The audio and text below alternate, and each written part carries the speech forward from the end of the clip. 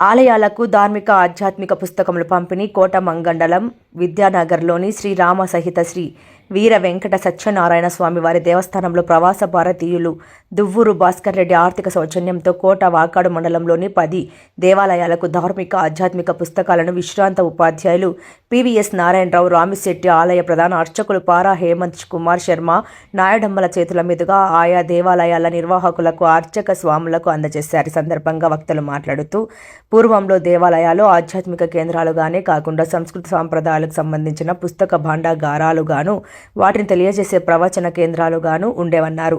మారుతున్న కాలంతో అనేక విధాలుగా దేవాలయ వ్యవస్థ కునారెల్లిపోతోందని, దానిని మరలా పునరుద్ధరించే దశలో భాగంగా శ్రీ సీతారామ ధార్మిక సేవా సంస్థ దాతల దాతృత్వంతో ఈ విధంగా ప్రతి దేవాలయానికి ధార్మిక ఆధ్యాత్మిక పుస్తకాలను అందించడం ద్వారా వాటిని మననం చేసిన వారు వారి జీవితంలో ఆయా మంచి విషయాలను అనుసంధానం చేసుకుని తద్వారా సౌకర్యవంతమైన జీవితాలను గడుపుతారని అన్నారు. ఈ సందర్భంగా దాత భాస్కర్ రెడ్డికి ధన్యవాదాలు తెలియజేశారు. సంస్థకు అభినందనలు తెలిపారు. కార్యక్రమంలో అఖిల భారత హిందూ సభ పార్టీ గూడూరు నియోజకవర్గ అధ్యక్షులు కొడవలూరు మురళీధర్ కుమార్, ఎంబేటి శ్రీనివాసులు, శరవణ, సునీల్, శేషాద్రి శర్మ, నరేష్ శర్మ, సమర్థ్, విక్రమ్ వర్ధన్, సంస్థ ప్రతినిధి దీవి అనంతబాబు తదితరులు పాల్గొన్నారు. ఈరోజు బాలిడిపాలెం కేంద్రంగా నడుపబడుతున్న ఈ సీతారామ ధార్మిక సేవా సంస్థ ఆధ్వర్యంలో ఇటీవల చాలా కార్యక్రమాలు చేస్తున్నారు. ఈ సంవత్సరం కూడా మొదట్లోనే చాలా కార్యక్రమాలు మొదలైనాయి.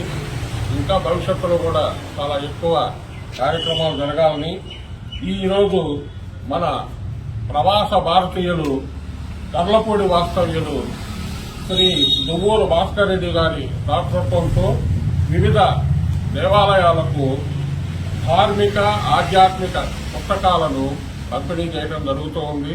ఇది చాలా సంతోషం. విద్యానగర్ గ్రామంలో శ్రీ సత్యనారాయణ స్వామి దేవస్థానంలో ఒక బృహత్తర కార్యక్రమాన్ని చేపడుతున్నారు.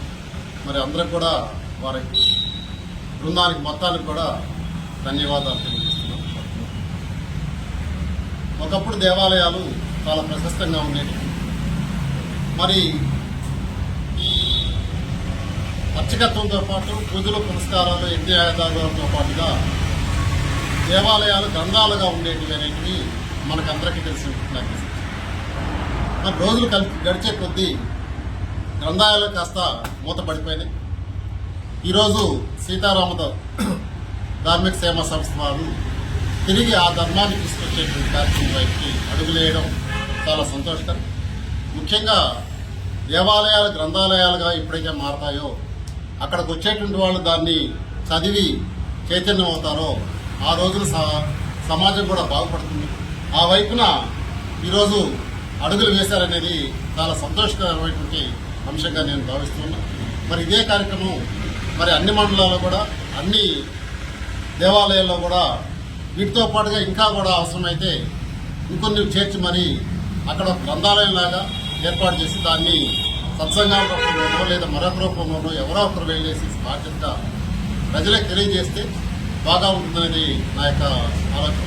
దీంట్లో నా వంతు సహకారాన్ని కూడా నేను అందజేస్తానని తెలియజేస్తూ, పాశ్చాత్య తుఫానులో అలల్లాడిపోతూ ఉన్నటువంటి హిందూ ధర్మజ్యోతిని తమ చేతులు అడ్డుపెట్టి కాపాడుకోవడానికి ప్రయత్నం చేస్తూ ఉన్నటువంటి ఈ సమయంలో దేవాలయాల్లో మళ్ళా పుస్తక పఠనాన్ని తీసుకొచ్చి భగవత్ సంబంధితమైనటువంటి జ్ఞానాన్ని అందరికీ అందజేయాలని, అందరిలోనూ భగవంతుడి పట్ల ప్రేమను, సమాజం పట్ల బాధ్యతను గుర్తెరిగేటట్లు చేయడానికి మిత్రులు దాతల సహకారంతో ఈ కార్యక్రమాన్ని చేపట్టడం ఎంతో ప్రశంసనీయం.